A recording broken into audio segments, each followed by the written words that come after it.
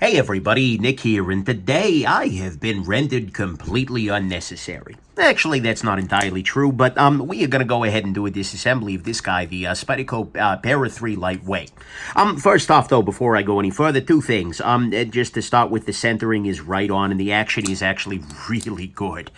This is dialed in very, very well from the factory. Second thing, I have been sick for a little while. You're probably still hearing a little bit of that in my voice, but there we go.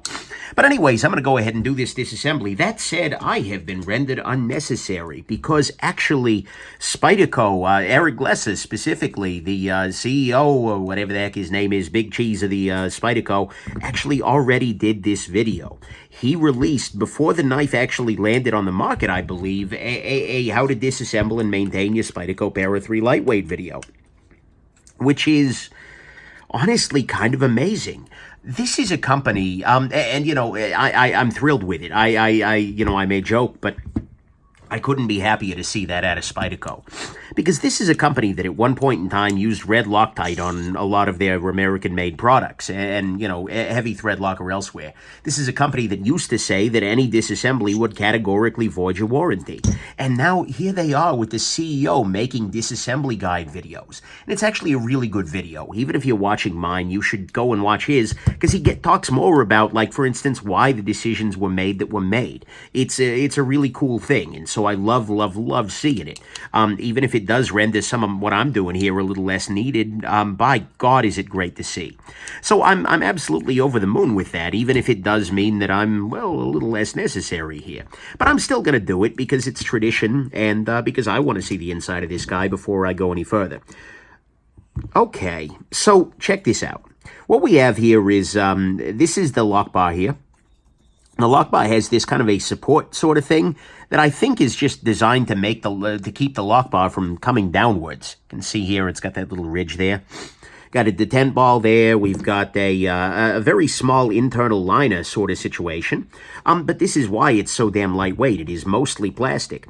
So on this side, there is a metal liner here, which is kind of held into place just with a tight interference-y sort of fit. There is one phosphor bronze washer on this, and then on the other side, there are no washers at all, because it's just up against this plastic here. Now, look, a lot of people who said, Nick, there's only one washer. How do you feel about that? Honestly, I don't super care, because, oh, hold on.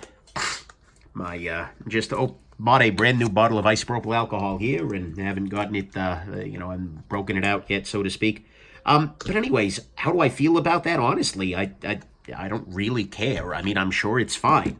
In terms of actual construction and whatnot, I mean, it works. This has been the case on the native lightweights for a while. And given the action being as good as it is, I have no complaints whatsoever. If it were giving me a Teflon-style stick-slippy action, I'd complain. But as it stands, cool. Why not, right? Whatever works at the end of the day. So, anyways, I'm pretty happy to see that change of them doing these videos themselves, because, well, we need them. It's a good thing to have out in the community, and especially, is this washer, like, wedged into place somehow? Is it just stuck on there? What's going on here, bro? Bro, of course, here referring to the washer. I'm going to use this little tool here to see if I can't pop that off. Oh, just a little bit of Loctite or something underneath there. Whatever, it works. And if you're ever curious about any of the tools I'm using for my disassemblies, go on ahead and check my knife disassembly toolkit video. It's at nickshabazz.com/tools. That one will always be up to date. So go ahead and check that out.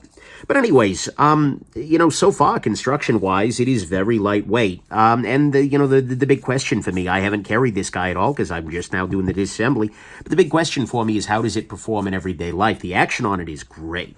So that's not a concern for me. That's not a complaint whatsoever.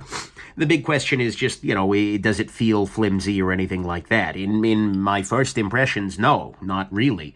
Not really at all. However, I mean, we'll see in the longer term here. I haven't spent the full time with it. Like I said, just getting over some illness here. I'm going to go ahead and use some knife pivot lube here to put this guy back together. I am actually very, very enthusiastic about this piece, mostly because I view this, and this is a weird thing for me to be enthusiastic about, but my initial impression here is that this is the Spyderco Delica 2.0. Well, okay, I guess we're on the Delica 4 already. So this is in some ways the Delica 5. This is the knife that I had always sort of hoped that Spyderco would put out, with the one exception of the blade stock being very thick on this guy. This is a very thick blade, and I don't quite know that that's necessary, but, you know, whatever. And the grind is relatively, yeah, the grind's relatively thin here. But, you know, I'm very hopeful that, you know, this will turn out to be as good of a good old-fashioned everyday carry tool as the Delica was, and that will be that'll be a beautiful thing. But either way, I can't wait to give this guy the pocket time that it deserves here. All right, pop that back into place. Now the only other thing I have to do is reseat this liner here, and then I should be able to get everything sort of popped back into position. Okay. Order of operations wise, I know that the clip I want to do last just because it's on the other side. So that means I'll probably start with the pivot. Yeah, let's start with the pivot. Secure everything in there. I'm going to use some blue Loctite here and get everything secured. I'm very happy to see the amount of progress that Spyderco has come on their warranty and on their disassembly world. That went from being something I had to warn people about in every video to something that is now just like completely a non-issue, and that brings me so much damn joy. Yeah. If there is, it to me feels like a success story of people listening to their customers. And I like seeing that. And they're not the only folks to do that. A lot of makers have fixed their warranties and they've done better in that domain. But still, there we go. Then finally, we'll put the pocket clip back in here, and I'll do that using that right there. I don't really have a great sense for how Loctite works relative to plastic. You know, I would assume it still has some effect.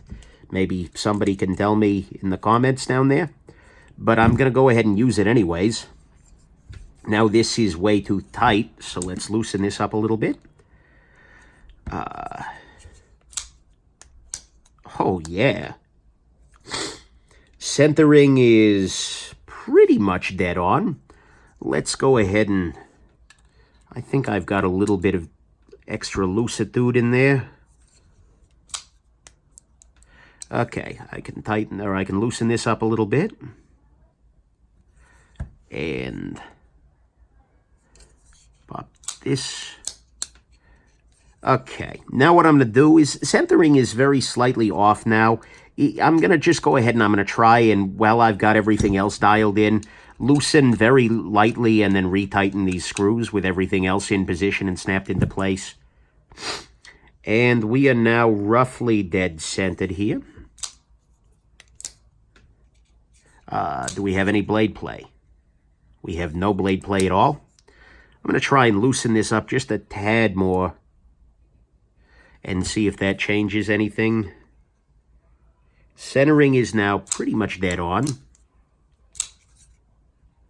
No play. Great action.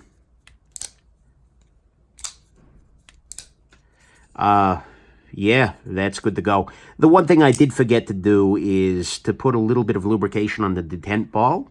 So I'll go ahead and do that using the needle applicator there. Not a big deal. Oh, yeah. Beautiful. So there you go. That was your completely redundant disassembly and maintenance. 9 minutes and 5 seconds. This is a smart design. I'm just gonna say it. I like this design a lot. It's very lightweight. It's probably not what you're gonna want if you're jumping out of planes and such. Although, frankly, I don't see that there's an issue with that either. The big question is just gonna be carry. So I'm gonna give this guy a bunch of time. But so far, just based on the innards, seems smart, and looking forward to spending some time with it.